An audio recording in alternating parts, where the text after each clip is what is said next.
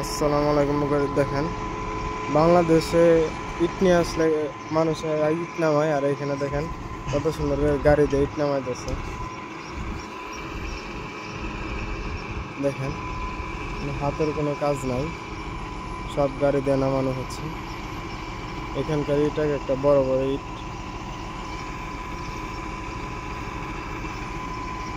দেখেন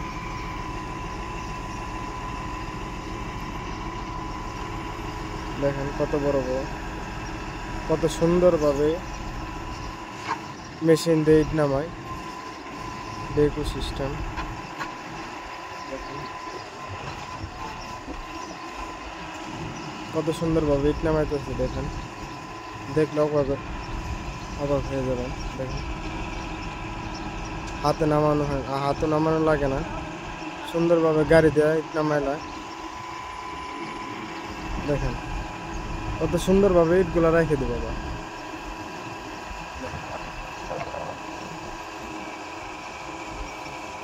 কত সুন্দরভাবে ইটগুলো আবার রেখে দেবো, চারো সাইডে ঘোরানো হবে।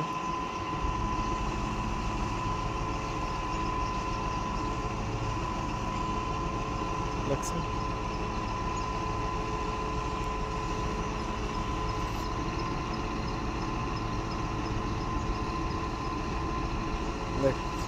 রেখে দিলে শেষ। সবাই আমার পেজটা সবাই লাইক করবেন, শেয়ার করবেন, সাবস্ক্রাইব করবেন। আসসালামু আলাইকুম।